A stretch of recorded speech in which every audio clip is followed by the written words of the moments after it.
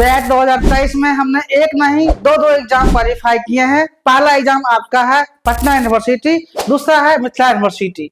अगर आप लोग इस चैनल पे आए हैं तब बिल्कुल सही जगह पे आए हैं, यानी कि आप लोगों का पूरा गाइडेंस यहाँ पे मिलेगा और पेपर 1 की तैयारी करवाई जाएगी। ये मॉक टेस्ट का पार्ट 2 है। पार्ट 2 हमने पहले डिस्कस किया है, आपको 50 क्वेश्चन और 50 क्वेश्चन पार्ट 2 है, जो कि Mithila university, Pataliputra university, Patna university के लिए बहुत इंपॉर्टेंट मॉक क्वेश्चंस है, जो आप लोग चलिए 51 नंबर क्वेश्चन से एक्सप्लेन करते हैं। 51 नंबर क्वेश्चंस क्या आपका है, which regulatory body in India overseas higher education institutions, यानी कि जो इंडिया का रेगुलेटरी बॉडी है हायर एजुकेशन में, वो मतलब कौन सा निकाय उसको कमांड करता है। भारत में उच्च शिक्षा संस्थानों की निगरानी कौन सा नियामक निकाय करता है वो बताना है, ठीक है।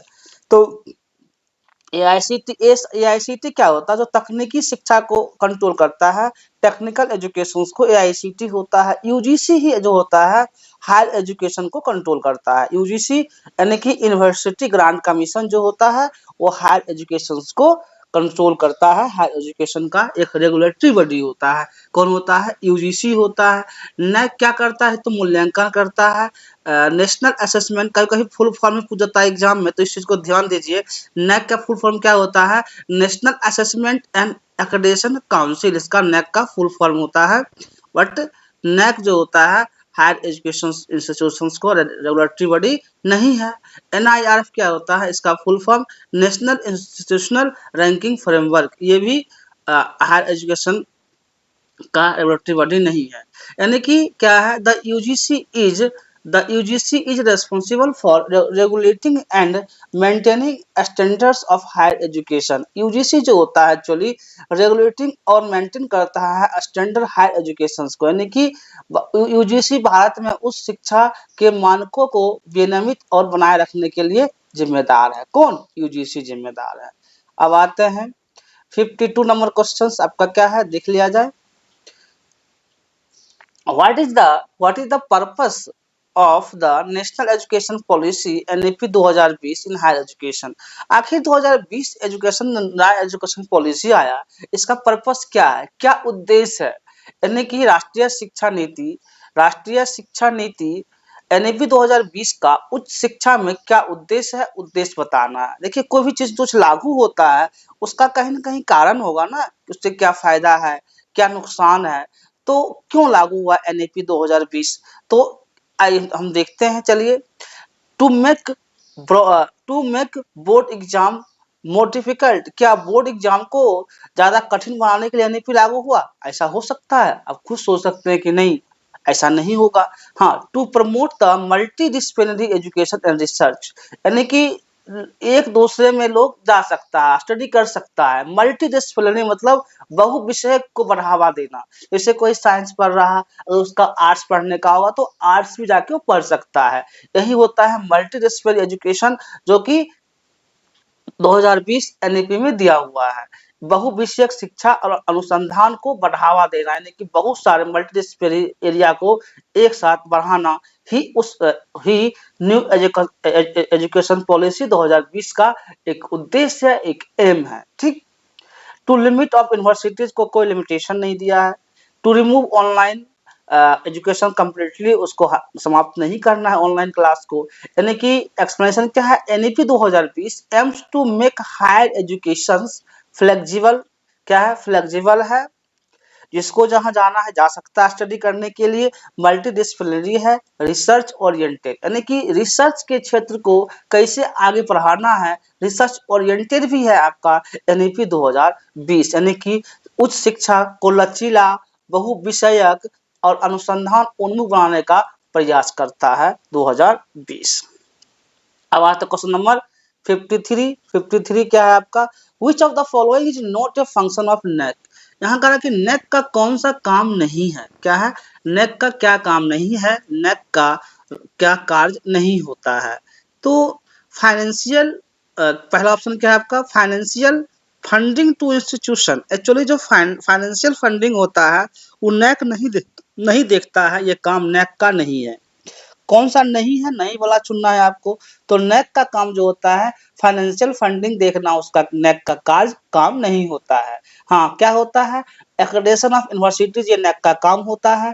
क्वालिटी असेसमेंट चेक करना एजुकेशंस का, ये भी नेक का काम होता है।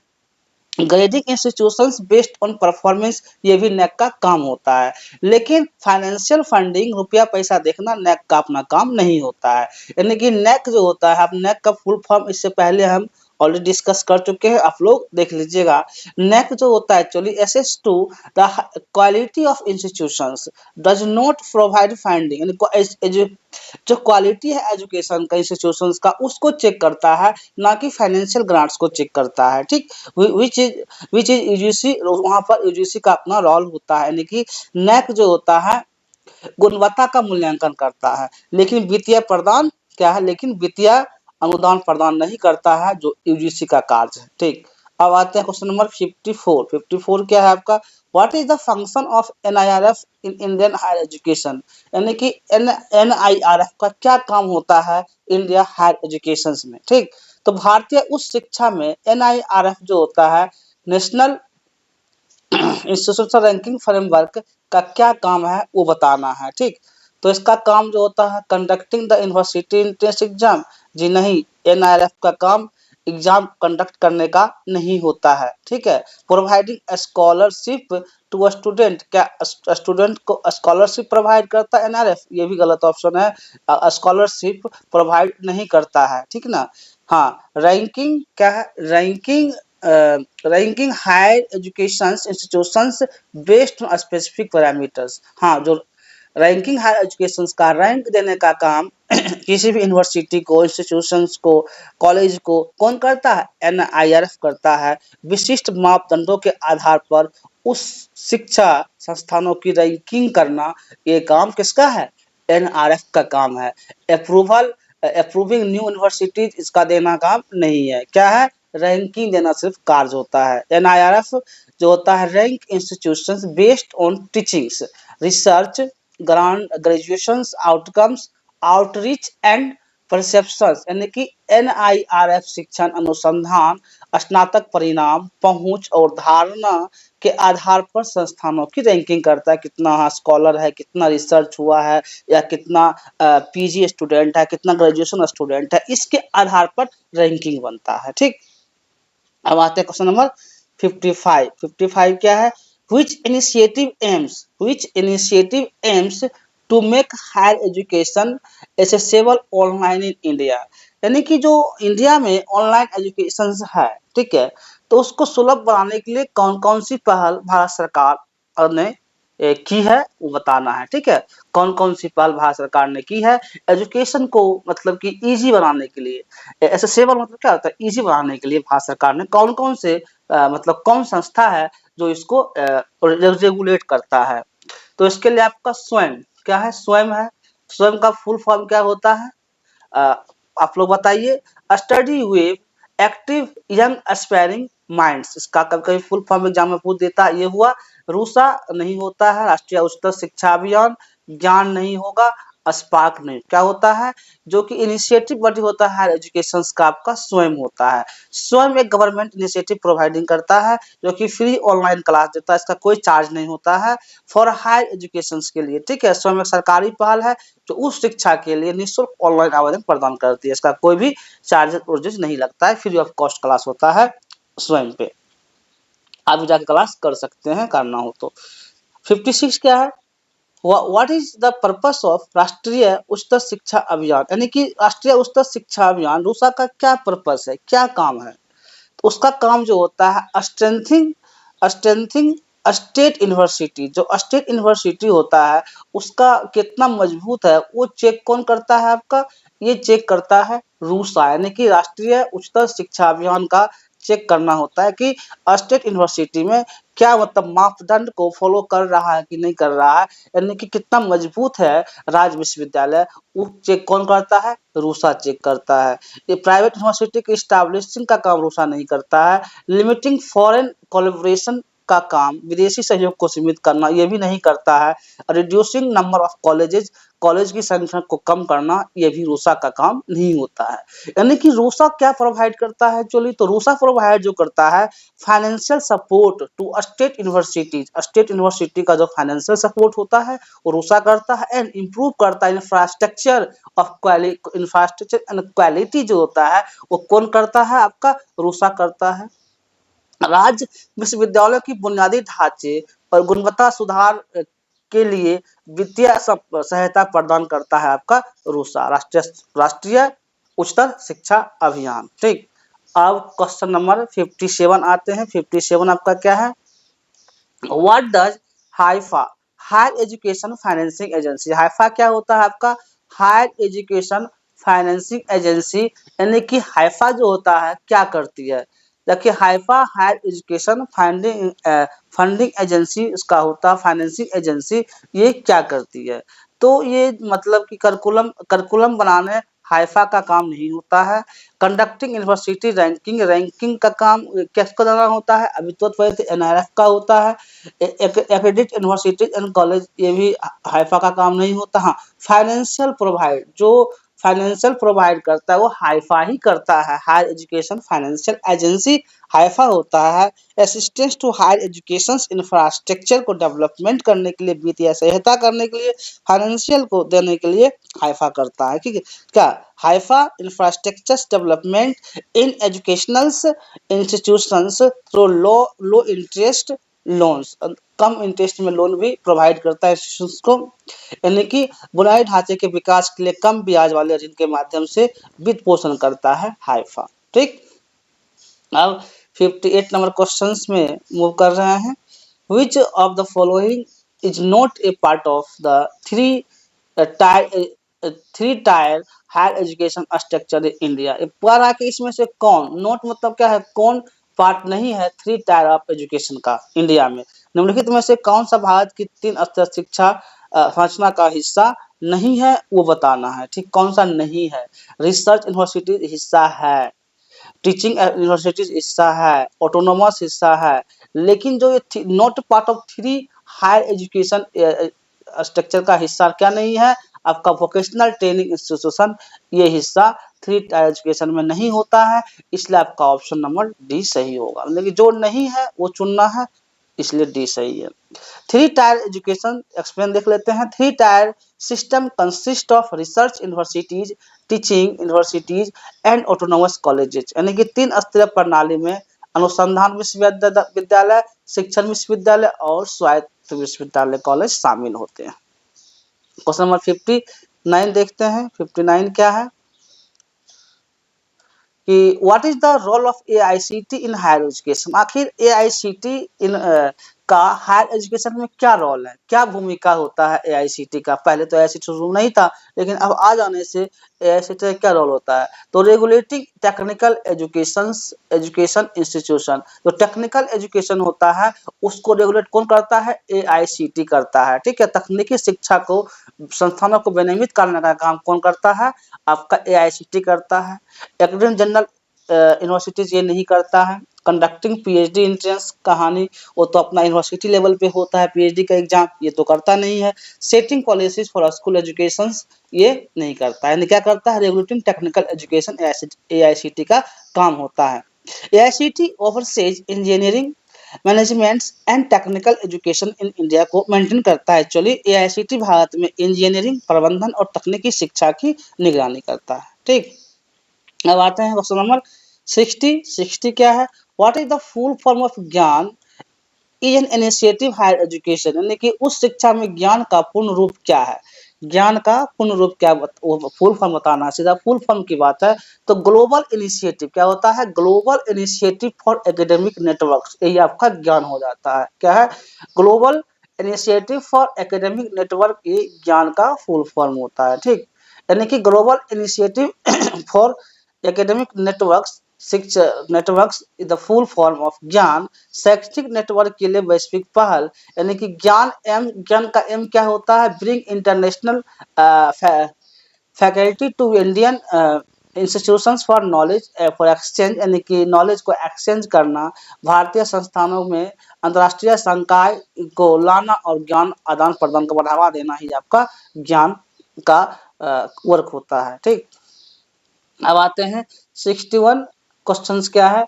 If A brother of B, मान लीजिए if A brother of B and B is the sister of C, B C का सिस्टर है, तो and C is the father of D, how is A related to D.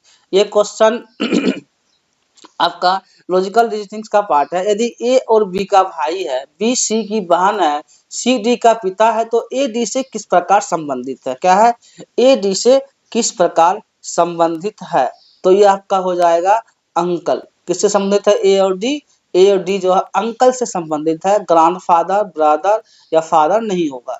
किससे क्या होगा, uncle होगा, यानी कि A is father of B, B is father of C, in which means A किससे रिलेटेड है, सी से, यानी कि C is the father of D. इस तरह से आपका जो होता है, ए जो है uncle of D, A D का चाचा है क्योंकि ए सी का भाई है, ए डी का चाचा है, क्यों, क्योंकि ए सी का भाई है और सी डी का पिता है, तो क्या लगेगा, अंकल लग जाएगा, तो क्या हो जाएगा, uncle.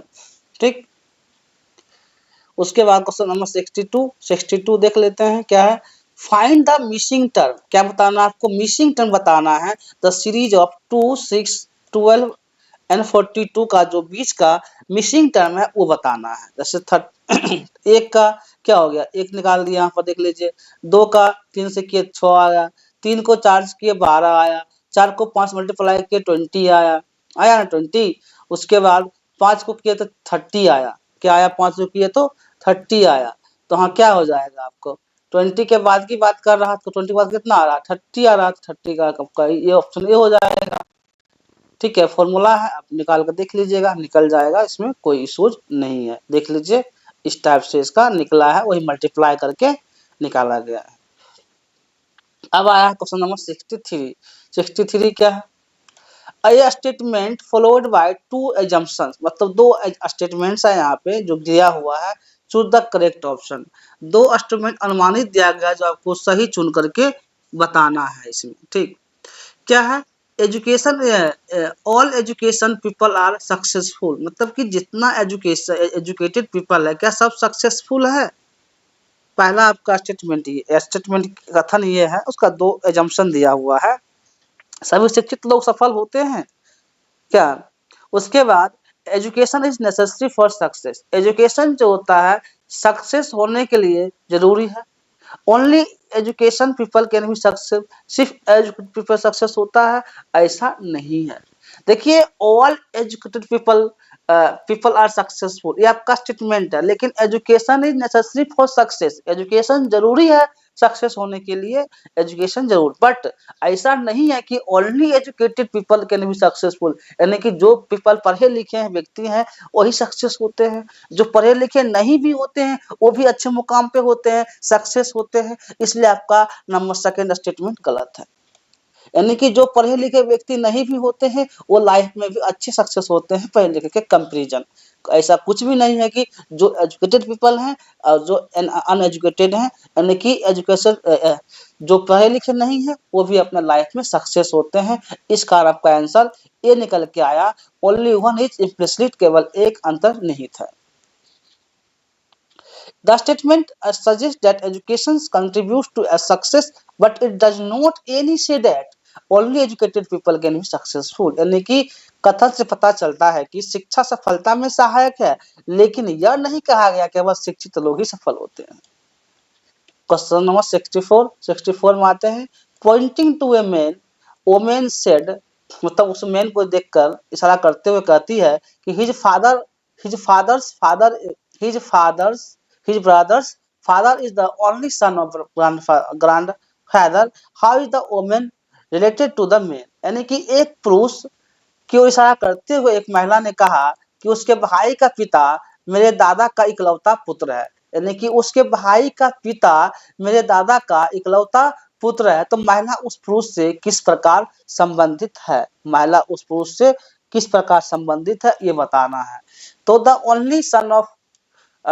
only son of my grandfather means woman's father हो जाएगा, यानी कि his father his brother's father means the man is father, यानी कि both have the same father, so the woman is man's sister, यानी कि महिला उस पुरुष की क्या लगेगी, बहन। क्या लगेगी, महिला उस पुरुष की बहन, सिस्टर का रिलेशन हो जाएगा। महिला उस पुरुष से किस प्रकार संबंधित है, सिस्टर से संबंधित है, यानी कि बहन से संबंधित है। अब आता क्वेश्चन नंबर 65। 65 क्या है, इफ P मीन्स भाग होता है, मान लीजिए Q मीन्स गुना होता है, R मतलब प्लस होता है, S मतलब माइनस होता है, तो then what is the value of 8Q3P6R5S2 का वैल्यू क्या होगा, वो बताने के लिए कह रहा है। तो यहाँ पर आप फॉर्मूला लगाकर रिप्लेस द सिंबल्स को अगर हम रिप्लेस कर लेते हैं, ठीक है, इतना आप कर लीजिएगा तो आपका आंसर जो होता है 7 आएगा। क्या आंसर आ जाएगा आपका, इसका आंसर आपका 7 आ जाएगा। 7 इज द राइट आंसर। ठीक, मल्टीप्लाई डिवाइड करना होगा, करके आपका ये आंसर निकल जाएगा। अब आते हैं 66 नंबर। इधर ऐसा क्वेश्चन एग्जाम में बार बार पूछता है और आपका सीरीज का क्वेश्चन है, कोड का लैंग्वेज का वाला है, यानी कि एप्पल को जब हम ये लिखते हैं तो वर्ल्ड को क्या लिखेंगे। तो इस तरह से आपको जो एक ट्रिक, शॉर्ट ट्रिक होता है, ईजोटी को आप कर लेते हैं, EGOTY, तो आपको ABCD मतलब इजिली नंबरिंग याद हो जाता है, 5, 10, 15, मान लीजिए 20, 25, ठीक है, इसका 25 होता है। तो इस तरह से आपका ये शॉर्ट ट्रिक हो गया, शॉर्ट ट्रिक हो गया याद करने के लिए। अगर आप ऐसे कर लेते हैं तो आपका इजी वे में, मतलब कम टाइम में क्वेश्चन बन जाएगा। इस तरह से आपका आंसर क्या निकल कर आएगा इसमें, जैसे एप्पल को ये लिखते हैं तो वर्ल्ड को DLROW लिखा जाएगा, यानी कि ऑप्शन नंबर आपका क्या हो जाएगा, DLROW is the right answer. ठीक, अब आते हैं फाइंड द ओड वन। इसमें सबसे अलग कौन है, आपको अलग बताना है। ठीक, अलग क्या है, स्क्वायर अलग नहीं है, ट्रायंगल एक जैसा होता है, रेक्टेंगल एक जैसा, मतलब सर्कल जो गोला होता है क्या होता है, सबसे अलग है। यानी कि a circle is different because it has no edges, circle के पास कोई एड्स नहीं होता है। while all others have a straight side, सब क्या होता है, स्ट्रेट साइड होता है।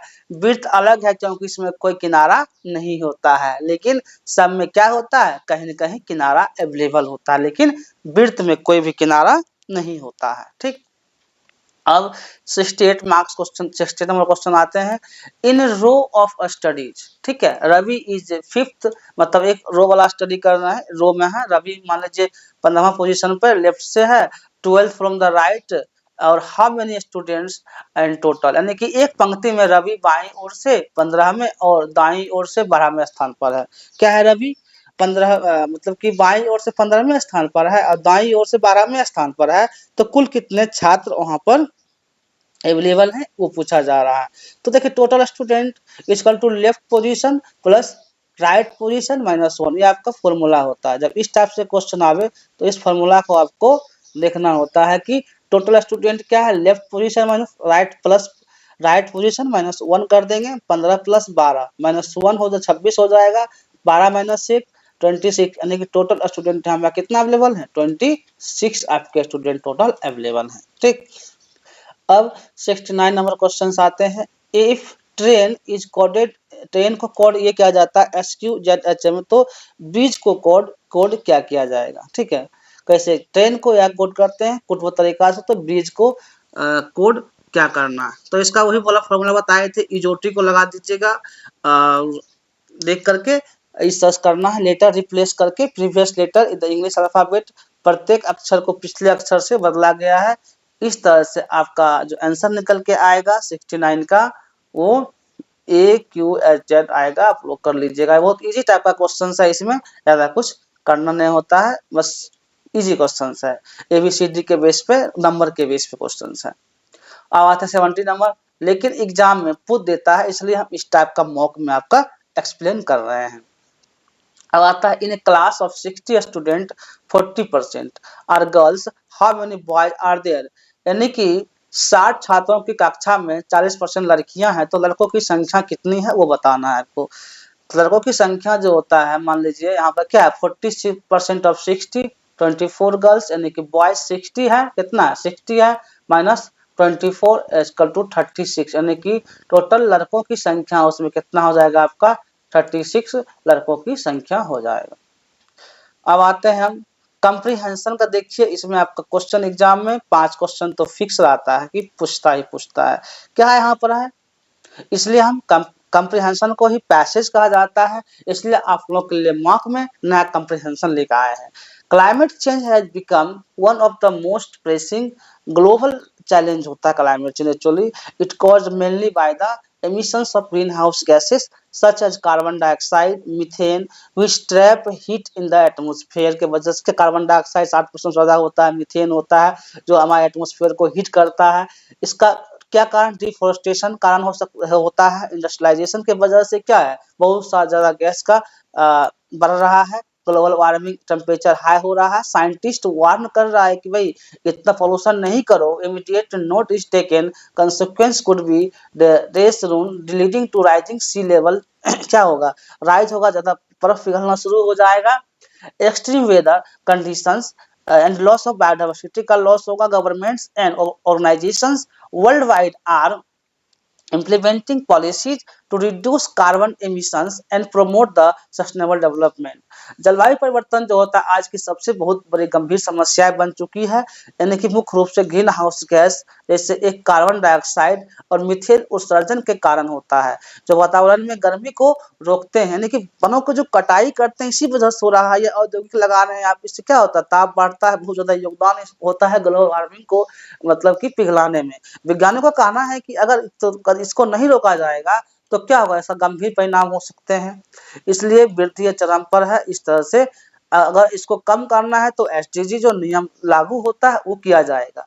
अब इसके बेस पर आपको नीचे क्वेश्चन दिया गया है, क्वेश्चन देखिए, according to the passage what is the main cause of climate change. Climate change का मेन कारण क्या है वो बताना है।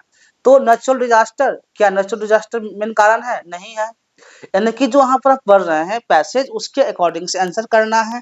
तो ग्रीन हाउस गैस एमिशन क्या है, ग्रीन हाउस गैस जो यहाँ पर हम बात किए थे आपको, क्या ग्लोबल चैलेंज, यहाँ देखिए जो carbon dioxide green house gas क्या है, ग्रीन हाउस गैस के तो वजह से ही ना ये सब हो रहा है। ग्रीन हाउस गैस जो है, ग्रीन हाउस गैस के वजह से ही तो क्लाइमेट चेंज बहुत बड़ा इशू बन रहा है ना। वही क्वेश्चन यहाँ पर है, according to the passage what is the main cause of the climate change. Climate change का मेन कारण क्या है, ग्रीन हाउस गैस है जो कार्बन डाइऑक्साइड मीथेन है। ये आपका राइट आंसर हो जाएगा, इसमें कोई कंफ्यूजन नहीं होना चाहिए, ठीक है। यानी कि द पैसेज स्टेट पैसेज क्या करा, green house gas like carbon dioxide methane trap heat and cause the climate change, इसके वजह से क्लाइमेट चेंज हो रहा है, ठीक। अब 72 नंबर पैसेज क्या है, what is the only what is the one major effect of climate change mentioned in the passage। यानी गद्यांश में जलवायु परिवर्तन का एक प्रमुख प्रभाव क्या है वो बताना है। राइज सी लेवल, यहाँ देखिए लिखा है क्या होगा, heat promotion atmosphere rising sea level, क्या होता है, the deforestation and industrializations have contributed rising sea level temperature। जो सी लेवल है वो धीरे धीरे क्या होगा, ज्यादा समुद्र का पानी बढ़ जाएगा। तो यहाँ पर वही है मेन इफेक्ट क्या है, रिडक्शन नहीं क्या बढ़ रहे थे, राइजिंग सी लेवल, लेवल समुद्र स्तर में वृद्धि हो जाएगा, ठीक। अकॉर्डिंग टू योर पैसेज, यानी कि the passage that climate change can lead to rising sea level, जो समुद्र का पानी है बढ़ जाएगा। डिस्टेरोर इफेक्ट होता है, समुद्र स्तर में वृद्धि कर सकता है जो गंभीर प्रभाव को शामिल है। what role does deforestation play climate change, यानी कि जो वनों की कटाई होती है वो क्या भूमिका निभाता है क्लाइमेट चेंज में। तो क्या ग्लोबल वार्मिंग की बात कर रहे हैं, तो ग्लोबल वार्मिंग क्या होगा, इससे ग्लोबल वार्मिंग कंट्रीब्यूट होगा ना, sea level rising, loss of biodiversity, यानी कि इसका आपका हो जाएगा it contributes to global warming. Deforestation reduce करता है number of trees and that absorb CO2 leading to increased green house gas बढ़ता है, वनों की कटाई जितना करेंगे उतना CO2 का क्या होगा, गैस का इंक्रीमेंट होगा, यानी कि पेड़ों की संख्या धीरे धीरे कम कर देती है जिससे ग्रीन हाउस गैस की मात्रा बढ़ती जाती है। नंबर 74 क्वेश्चन क्या है, what are the government doing to combat climate change. Government इसके निपटने के लिए क्या क्या कर रही है वो बताना है, ठीक है। तो गवर्नमेंट क्या कर रही है इसके लिए, गवर्नमेंट देखिए क्या गवर्नमेंट का देख लिया जाए, क्लासरूम गवर्नमेंट, हाँ लिखा हुआ है government organisations world wide are implementing policies, यानी गवर्नमेंट क्या ला रहा है, पॉलिसी इंप्लीमेंट कर रहा है। गवर्नमेंट पॉलिसी ला सकता है ना कि इसको कैसे कम से कम किया जाए। गवर्नमेंट क्या कर रहा है, इम्प्लीमेंटिंग पॉलिसी, गवर्नमेंट इसके लिए अलग अलग तरीका का पॉलिसी ला रहे हैं ताकि इसे कम से कम किया जा सके पोल्यूशन, ठीक।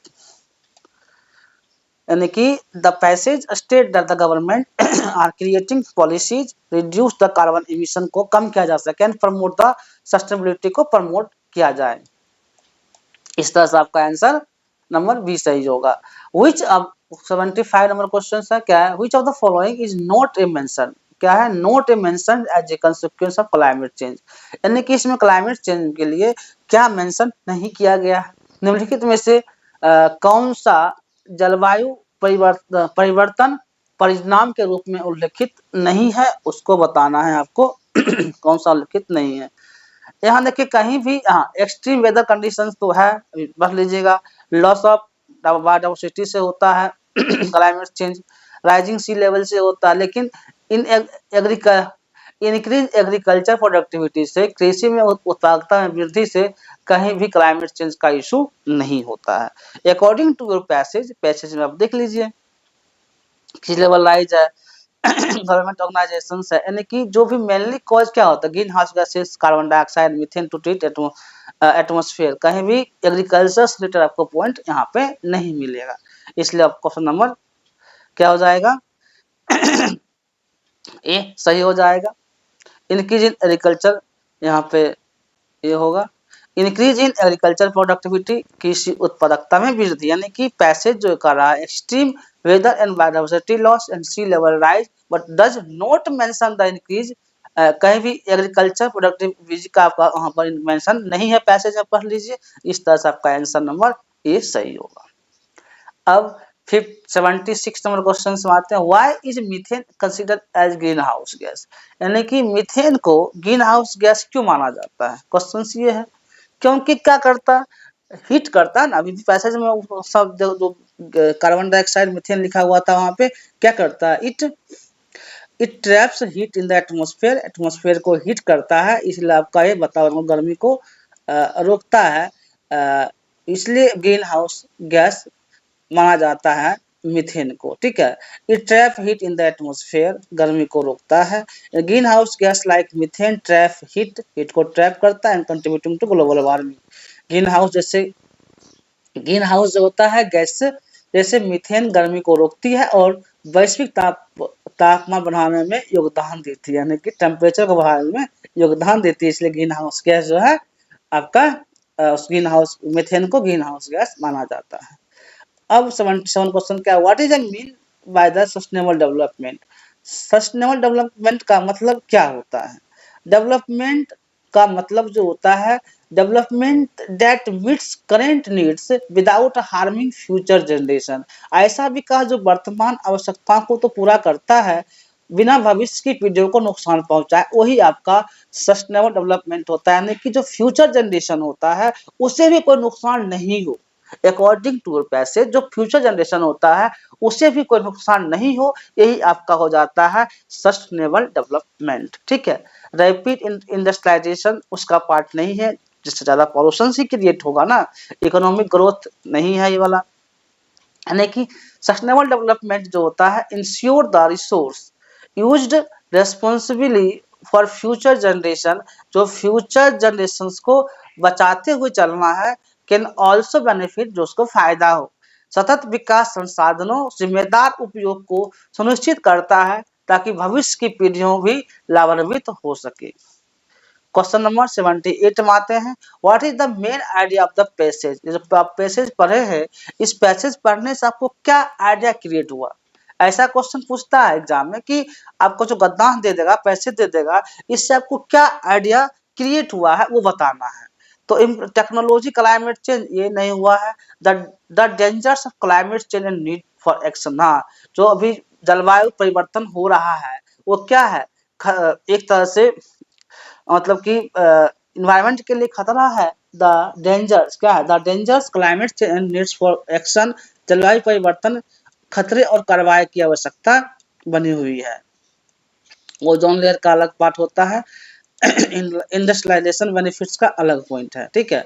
तो द पैसेज एम्फेसिस, पैसेज का मुख्य बात क्या है कि नेगेटिव इफेक्ट्स को क्लाइमेट चेंज पे तो it the urgent need for the action लिया जाता है, नकारात्मक प्रभाव और तत्काल कार्रवाई की आवश्यकता पर जोर देता है। यही आपका पैसेज का मुख्य बात निकल के आता है। अब क्वेश्चन नंबर 79 में आते हैं। 79 क्या है, which international agreement focus on reducing the carbon emission. जो इंटरनेशनल एग्रीमेंट है, अंतर्राष्ट्रीय समझौता है, कार्बन उत्सर्जन को कम करने पर केंद्रित, किस पर केंद्रित है, ठीक है। तो Kyoto protocol according to the passage, और इससे पहले भी बिना पैसेज के बताए थे क्वेश्चन, इससे पहले जो कोई अब तक मॉक टेस्ट लिए थे उसमें बता दिया गया था, ठीक है। तो काइटो प्रोटोकॉल आपका हो जाएगा नाटो संधि, नॉर्थ अटलांटिक ट्रीटी ऑर्गेनाइजेशन जो होता है, ये अलग अलग देश जैसे अमेरिका हो गया नाटो वहाँ का हो गया, अमेरिका हो गया, उसमें यूक्रेन था, इस जो उधर का कंट्री है वो सब नाटो एक संस्था है बना के एक दूसरे को हेल्प करता है, वही नाटो होता है। जिनेवा कन्वेंशन नहीं होगा, यानी कि आपका Kyoto protocol. The Kyoto protocol is an international agreement to reduce the green house gas emission, जो ग्रीन हाउस गैस एमिशन को कम करने की कोशिश करता है। कौन, काइटो प्रोटोकॉल जापान का है। Kyoto protocol green house gas उत्सर्जन को कम करने के लिए अंतर्राष्ट्रीय समझौता है। अब इस पैसेज का आपका लास्ट क्वेश्चन है, question number 80, what could be possible solution to mitigate climate change. तो मतलब क्या सॉल्यूशन हो सकता है क्लाइमेट चेंज को, इश्यू को कम करने का संभावित समाधान क्या हो सकता है वो बताना है। देखिए समाधान जो इंक्रीजिंग द फॉसिल फ्यूल को हम ज्यादा बढ़ाएंगे थोड़ी पॉसिबल है। हाँ, promoting renewal, renewal for energy source, यानी कि जितना भी नवीकरणीय ऊर्जा को हम बढ़ावा देंगे, जैसे कि सनलाइट हो गया, वाटर एनर्जी हो गया, विंड एनर्जी हो गया, अगर इस एनर्जी को बढ़ावा देते हैं तो क्या होगा, इससे इससे क्लाइमेट चेंज जो होता है कम से कम मतलब कि रुक जाएगा, यानी कि क्लाइमेट चेंज पॉल्यूट कम होगा, उससे हम रोक सकते हैं। कि कैसे रोक सकते हैं, जितना हम रिन्यूएबल एनर्जी को बढ़ावा दें। कटिंग डाउन ट्री काटेंगे तो पॉसिबल है नहीं है, इससे और ज्यादा पोल्यूशन इंक्रीमेंट होगा। Ignoring the climate change warnings, इसे भी अनदेखी नहीं कर सकते हैं। यानी कि जो रिन्यूएबल एनर्जी होता है, जैसे कि सोलर एनर्जी हो गया, विंड एनर्जी हो गया, या reduce carbon dioxide emission reduce होता है, सौर ऊर्जा, पवन ऊर्जा, यानी कि सबसे मदद करता है। अब क्वेश्चन पैसेज का यहाँ आपका लास्ट हो गया। अब क्वेश्चन नंबर 81 डिस्कस करते हैं। Which of the following is not a characteristic of qualitative research. जहाँ कह रहा है कि क्वालिटेटिव रिसर्च का कैरेक्टर कौन सा नहीं है वो बताना है, कौन सा कैरेक्टर नहीं है वो बताना है, ठीक है। तो सब्जेक्टिव अप्रोच, क्वालिटेटिव का क्या होता है, सब्जेक्टिव अप्रोच होता है।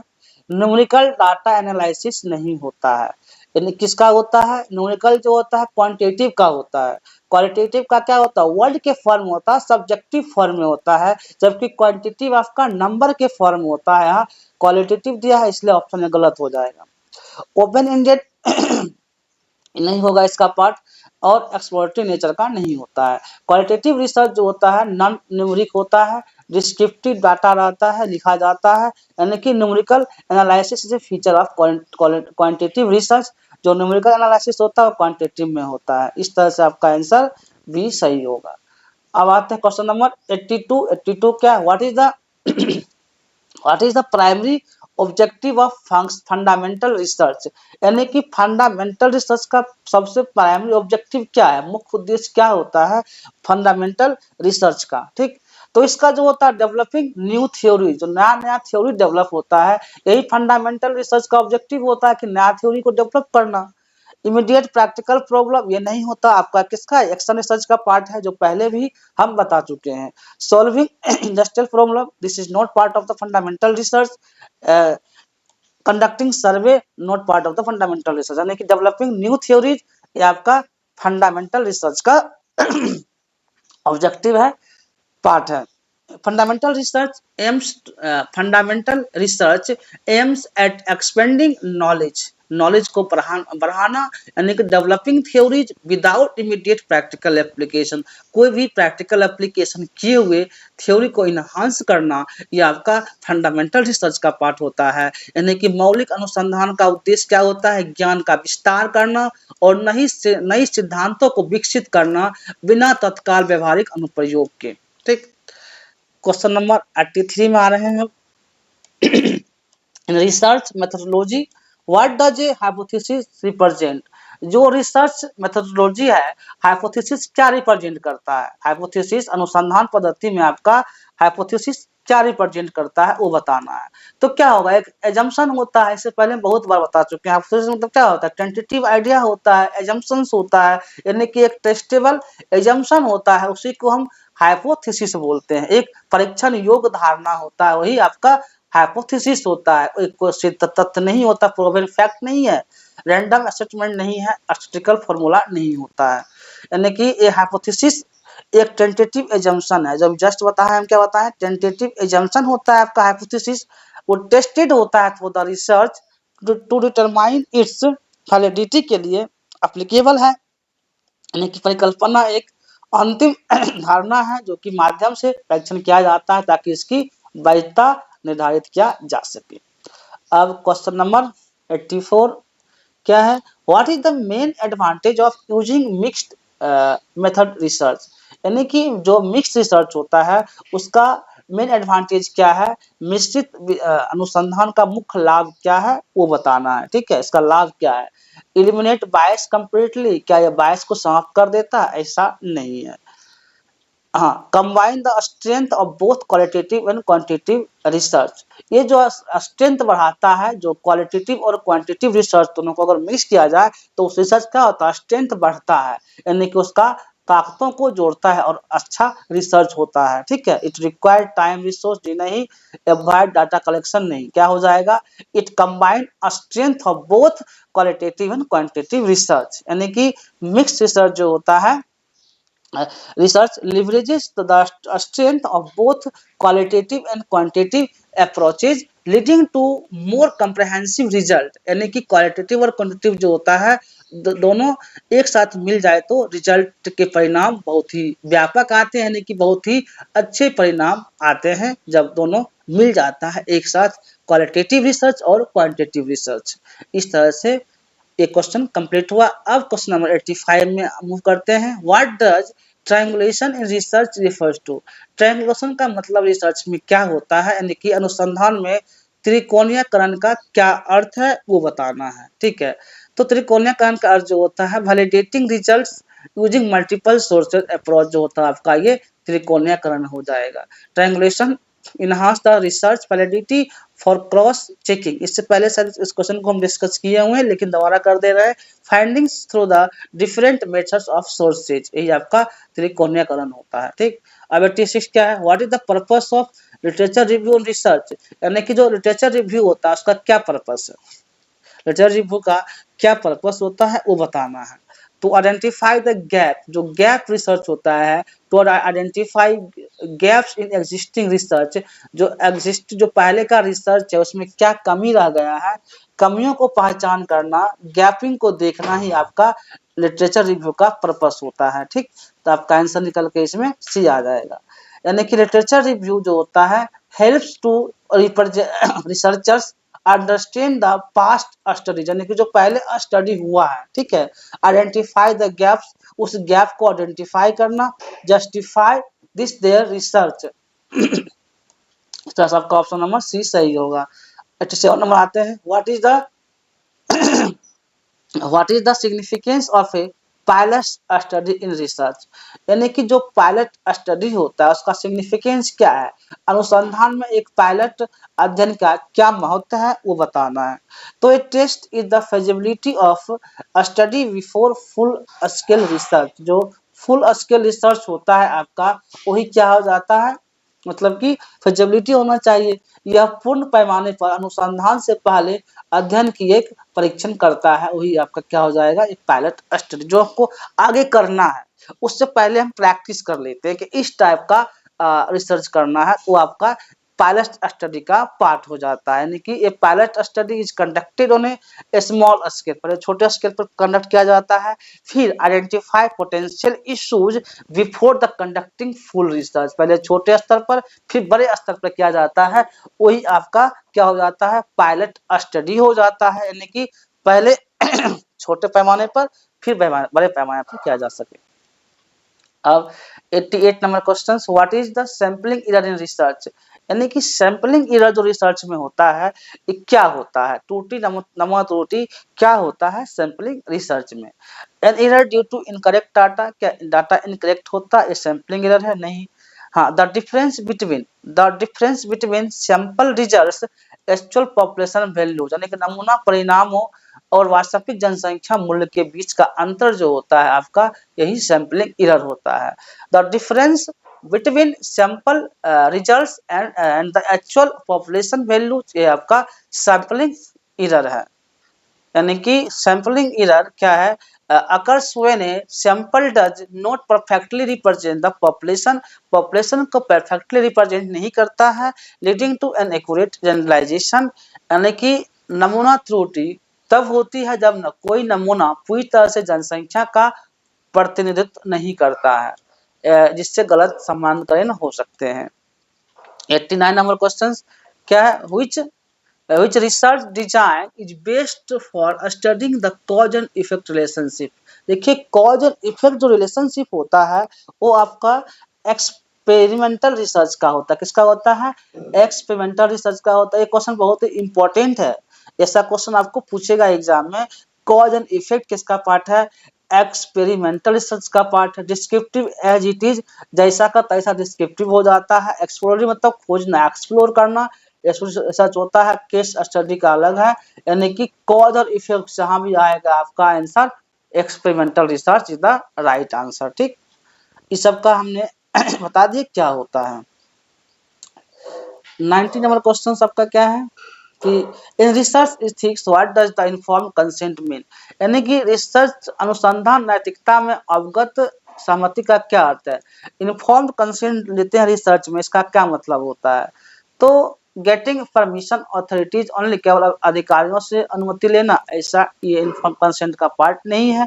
फोर्सिंग पार्टिसिपेंट को जबरदस्ती अध्ययन में शामिल करना, ये भी नहीं है। कीपिंग पार्टिसिपेंट, ये भी नहीं है। इन्फॉर्मिंग पार्टी, जो पार्टिसिपेंट्स है उसको इन्फॉर्म करना about the research before obtaining their consent, यानी कि प्रतिभागियों को अनुसंधान के बारे में सूचित करके उनकी सहमति प्राप्त करना। जो आपको काम करना, जो रिसर्च करना है, जिसको आप शामिल कर रहे हैं, उसको पूरे बताना है कि आप इस चीज के लिए आपका सैंपल ले रहे हैं, इस डाटा को कॉन्फिडेंशियल रखेंगे, ओपन नहीं करेंगे। जब वो अपना कंसेंट दे देगा तब आपका मतलब रिसर्च सही होगा। अगर कंसेंट नहीं देता है प्रतिभागी तो वो आपका एथिक्स के खिलाफ हो जाता है, वो एथिक्स में नहीं आता है।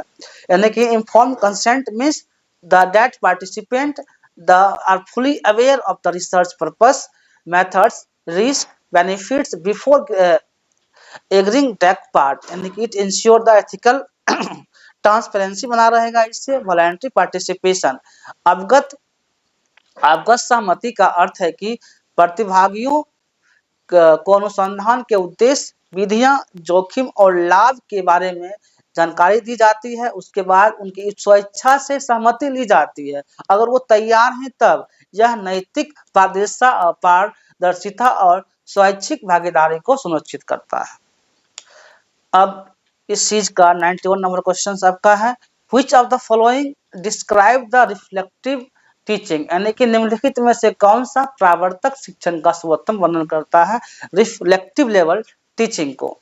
तो रिफ्लेक्टिव लेवल टीचिंग को कौन इसमें दिखाता है, पहला ऑप्शन क्या है, टीचिंग बेस्ड ऑन मेमोराइजेशन, जो बेस्ट टीचिंग होता है आपका ये मेमोरी लेवल टीचिंग होता है। रिफ्लेक्टिव लेवल टीचिंग होता है आपका analysing one's own teaching practice improvement, जो प्रैक्टिस से टीचिंग इंप्रूवमेंट होता है एनालाइज करके, वो आपका रिफ्लेक्टिव लेवल टीचिंग होता है। अपने शिक्षण अभ्यास का विश्लेषण कर सुधार करना ही किसका पार्ट है, रिफ्लेक्टिव लेवल टीचिंग का पार्ट है। टीचिंग स्ट्रिक्ट जी नहीं, इग्नोरिंग स्टूडेंट फीडबैक ये नहीं होगा। जो एनालाइज करके क्रिटिकल यानी कि प्रैक्टिस करके इम्प्रूवमेंट किया जाता है वही आपका रिफ्लेक्टिव लेवल टीचिंग होता है। यही बात यहाँ भी कह रहा है। Involve self analysis teachers to identify strength and weakness of their teaching style, ensure the continuous improvement. परावर्तन शिक्षण अपने शिक्षण शैली की ताकत और कमजोरियों को पहचान करने के लिए आत्मविश्लेषण करते हैं, जिससे सतत सुधार होता है। ये आपका रिफ्लेक्टिव लेवल टीचिंग होता है। 92 नंबर क्वेश्चन क्या है? Scaffolding in teaching refers to, यानी कि शिक्षण में स्केप फोल्डिंग का क्या तात्पर्य है? स्केप फोल्डिंग का क्या मतलब है? Providing step by step support to student, यानी कि स्टेप टू स्टेप जो स्टूडेंट को सपोर्ट किया जाता है, यही आपका स्टेप फोल्डिंग का पार्ट है। किसका पार्ट है? स्टेप फोल्डिंग का पार्ट होता है, जो कि स्टेप टू स्टेप स्टूडेंट को सहायता किया जाता है, हेल्प किया जाता है। ठीक, स्केप फोल्डिंग क्या है? Scaffolding helps student learn complex concepts by providing the temporary support. जो स्टूडेंट को टेम्पोररी सपोर्ट किया जाता है, which is gradually removed as they can independence. Scaffolding छात्रों को जटिल अवधारणाओं सीखने में क्या करता है? मदद करता है, जिसमें अस्थायी सहायता प्रदान की जाती है, जिससे धीरे धीरे हटा लिया जाता है जब वे स्वतंत्र रूप से सीखने में सक्षम हो जाते हैं। वही आपका स्केप फोल्डिंग होता है। इसमें कोई कंफ्यूजन होगा तो आप कमेंट कर दीजिएगा, हमारे टीम के द्वारा आपको रिप्लाई दिया जाएगा। ठीक, 93 नंबर क्वेश्चन क्या है? What is एंड्रोगोगी? एंड्रोगोगी क्या है? इन टीचिंग में एंड्रोगोगी क्या होता है? एंड्रागोगी एंड एंडागोजी टीचिंग में क्या है? ठीक है, एंड्रागोजी बताना है कि टीचिंग में क्या होता है। तो ये टीचिंग ऑफ एडल्ट, जो हम वयस्कों को शिक्षा देते हैं, जो यंग्स को शिक्षा दिया जाता है, आपका एंड्रागोजी होता है। क्या होता है? एंड्रागोजी होता है, जो वयस्क को शिक्षा दिया जाता है, यंग को दिया जाता है। चाइल्ड ओरिएंटेड नहीं होता है, इसलिए आप इस चीज को एंड्रेगोगी जहां भी पार्ट आएगा आप एडल्ट याद रखिएगा। ए फॉर एंड्रेगोगी, ए और ए फॉर एडल्ट। ठीक हो गया, इस तरह से आप यहाँ पे याद रख सकते हैं। यानी कि andragogy refers to the methods used in adult educations which focus on self directed learning, जो खुद से लर्निंग किया जाता है। देखिए एडल्ट लर्नर क्या होता है? वो ऑलरेडी एक्सपीरियंस लेके आता है, बच्चे से फर्क आता है। जब मान ली बीएससी, एमएससी और हायर एजुकेशन ऐसे रिसर्च के फील्ड में क्या होते हैं, वो लोग ऑलरेडी नॉलेज लेकर आते हैं, वो आपका एडल्ट लर्निंग का पार्ट होता है। एक्चुअली वही होता है, यानी कि वयस्क शिक्षा उन विधियों को संदर्भित करता है जो आत्मनिर्देशित अधिगम पर केंद्रित होता है, वही आपका एडल्ट लर्निंग का पार्ट होता है। अब 94 नंबर क्वेश्चंस को देखते हैं। द जोन ऑफ क्या है? The zone of proximal development ZPD concept is given by, यानी कि जोन ऑफ प्रोक्सिमल डेवलपमेंट का कॉन्सेप्ट, निकट विकास क्षेत्र ZPD का कॉन्सेप्ट किसने दिया था? उनका नाम बताना है। तो इसका नाम हो जाएगा आपका लेव वाइगोत्स्की ने इसका टर्म दिया था। लेव वाइगोत्स्की ZPD को प्रपोज किए थे, which gap between what a learner can do independently and what they can achieve guidance, यानी कि लेव वाइगोत्स्की ने ZPD की धारणा दी और जो इस अंतर को दर्शाती है कि एक शिक्षार्थी स्वतंत्र रूप से क्या कर सकता है, इंडिपेंडेंटली शिक्षण को सहायता से क्या प्राप्त किया जा कर सकता है, वही आपके ZPD में बताए थे लेव वाइगोत्स्की। अब क्वेश्चन नंबर 95 में आते हैं। कंट्राविस्ट टीचिंग फोकस ऑन, यानी कि जो कंट्राविस्ट टीचिंग होता है किस पे फोकस होता है? संरचनावादी शिक्षण किस पर केंद्रित होता है, वो आपको बताना है।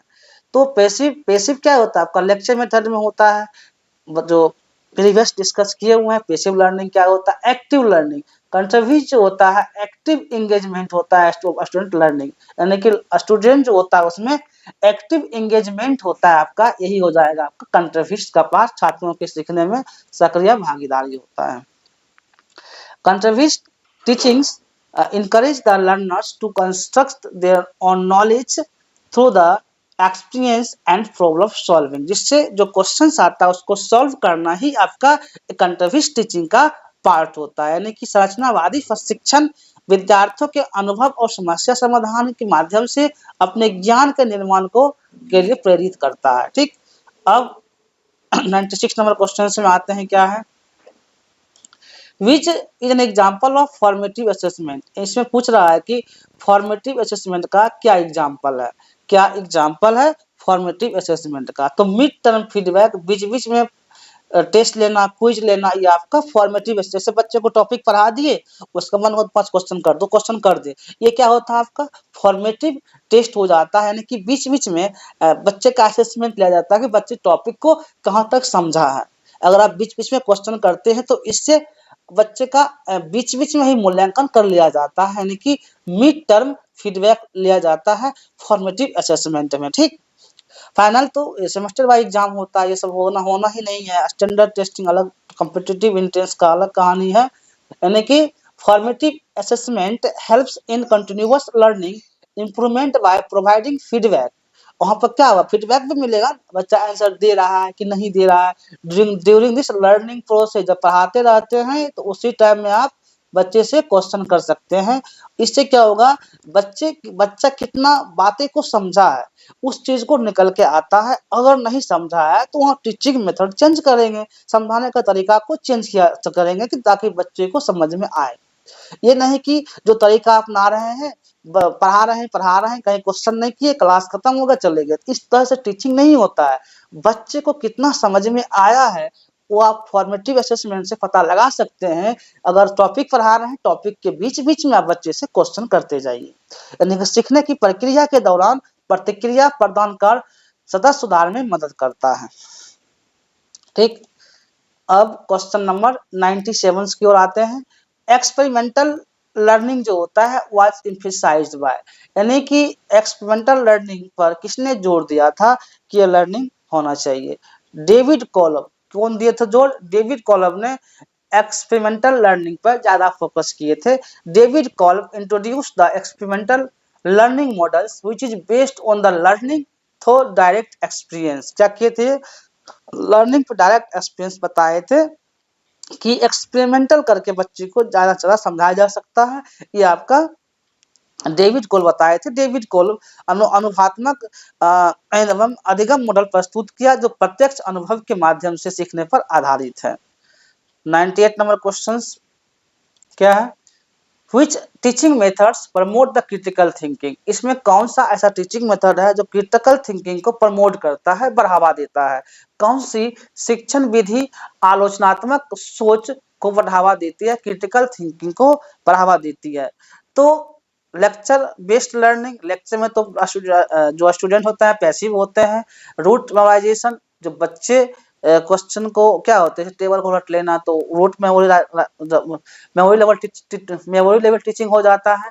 यानी कि प्रॉब्लम बेस्ड लर्निंग जो होता है आपका, जो समस्याएं का निदान किया जाता है, समस्या आधारित अधिगम को निदान किया जाता है, वही आपका क्रिटिकल थिंकिंग को प्रमोट करता है। क्या करता है, क्रिटिकल थिंकिंग को प्रमोट करता है, problem based learning. Okay, dictation method नहीं होता है। यानी कि PBL helps student help to analytical and problem solving skills by engaging them in real world scenario. समस्या आधारित जो होता है वास्तविक दुनिया की स्थितियों में शामिल करके विश्लेषणात्मक और समस्या समाधान कौशल विकसित करने में मदद करता है आपका क्रिटिकल थिंकिंग। 99 नंबर क्वेश्चन क्या है, what does Bloom taxonomy classify. यानी कि जो ब्लूम टेक्सोनॉमी है, ब्लूम का वर्गीकरण किसे वर्गीकृत करता है। ब्लूम का जो वर्गीकरण है वो किसे वर्गीकृत करता है, लेवल ऑफ कॉग्निटिव स्किल्स। अगर ब्लूम का कहीं भी आएगा जो कॉग्निटिव स्किल होता है वही, इस पर ब्लूम सर बहुत ज्यादा फोकस किए थे। यानी कि level of cognitive skills Bloom taxonomy का क्लासिफाई का पार्ट है। टाइप ऑफ स्टूडेंट, छात्रों के प्रकार नहीं है। मेथड्स ऑफ पनिशमेंट देखे एजुकेशन को मतलब नहीं है। टीचर्स रोल इन क्लासरूम, ये भी नहीं। यानी कि लेवल ऑफ कॉग्निटिव स्किल्स जो है सो ब्लूम टेक्सोनॉमी का वर्गीकृत क्लासिफाई है। Bloom taxonomy categories cognitive skills into 6 level, 6 level बताए थे। पहला रिमेंबर है, इसको आप ध्यान रखिएगा। Remember, understand, apply, analyse, evaluate and create, यानी कि ब्लूम का वर्गीकरण जो है संज्ञानात्मक कौशल को 6 स्तरों में, कभी कभी पूछता है स्तर 6 भागों में वर्गीकृत करता है: स्मरण, समझ, प्रयोग, विश्लेषण, मूल्यांकन और सृजन। ठीक, ये 6 भाग में ब्लूम टैक्सोनॉमी को क्लासिफाई किया गया है। यहाँ पर क्या है, cognitive skills, this is part of the Bloom taxonomy. Okay, अब इस सीरीज का last question, question number 100 discuss कर रहे हैं। फ्लिप क्लासरूम मॉडल इन्वॉल्व, यानी कि जो फ्लिप क्लासरूम क्या होता है, जिसमें क्या क्या इन्वॉल्व होता है, वही आपको बताना है। क्या शामिल होता है फ्लिप क्लासरूम में? वाचिंग लेक्चर एट होम, क्या घर पे बैठ के लेक्चर देखना, क्लासरूम का एक्टिविटीज देखना एक फ्लिप क्लासरूम का है? जी नहीं, इसका पार्ट नहीं है। टीचर सेंटर इंस्ट्रक्शन, जो टीचर सेंटर होता है फ्लिप क्लासरूम जो होता है, हाँ, student lecture home at engage, इसका आपका आंसर हो जाएगा, यही आंसर होगा। ठीक है, हाँ, क्या है, watching lectures at home, sorry for that, watching lectures at home, जो हम घर पे लेक्चर देखते हैं। डूइंग एक्टिविटीज इन क्लास, घर पर व्याख्यान देखना, कक्षा में गतिविधियां करना, यानी कि जो हम मतलब पहले अगर पढ़ लेते हैं तो क्या होगा, जब ज्यादा ज्यादा लेक्चर समझ में आता है वही आपका फ्लिप क्लास रूम होता है। टीचर सेंटर नहीं होता है, टीचर सेंटर तो लेक्चर मीटर का अलग कहाँ, इसमें टीचर एक्टिव होता है, जैसे बच्चे को ऑनलाइन टीचिंग नहीं होता है। इंटरेक्शन विथ टीचर्स ये नहीं होता है, यानी कि फ्लिप क्लास मतलब क्या होता है, in flip classroom students which recorded lectures, जो लेक्चर रिकॉर्ड होता है अपने घर पे देखता है। At home engage in the discussion and problem solving activities में वो इंगेज हो जाता है, यही आपका फ्लिप क्लासरूम में होता है। यानी फ्लिप क्लासरूम छात्र घर पर रिकॉर्ड किए गए व्याख्यान देखते हैं और कक्षा में चर्चा एवं समस्या समाधान गतिविधियों में भाग लेते हैं। अगर आप कोई लेक्चर मान लीजिए पहले देख लेंगे और उसको आप पढ़ेंगे तो क्या होगा, इससे आप क्लास में जाते हैं तो टीचर से क्वेश्चन कर सकते हैं कि कहाँ पर मतलब समझ में नहीं आया, यही आपका एक फ्लिप क्लासरूम का पार्ट होता है। इस तरह ओवरऑल हमने आज 50 क्वेश्चन पेपर 1 का डिस्कस कर लिया है। जिनको भी कुछ कंफ्यूजन होगा आप हमें कमेंट बॉक्स में कमेंट कर सकते हैं। हाँ, आप लोग के लिए अब सूचना देना चाह रहे हैं कि जिन लोगों को क्विज लगाना होगा, मॉक टेस्ट लगाना होगा, मेरे चैनल पे पोस्ट में क्वेश्चन दिया हुआ है, वहां जाके आप प्रैक्टिस कर सकते हैं और अपने आप को जस्टिफाई कर सकते हैं कि मैं कितना मार्क्स आ रहा है, कितना क्वेश्चन सही कर पा रहे हैं, और उसमें एक्सप्लेनेशन के साथ आंसर दिया हुआ है जो आप लोग के लिए हेल्पफुल होगा ताकि आप लोग का पैट क्वालिफाई हो। Thank you watching for this video.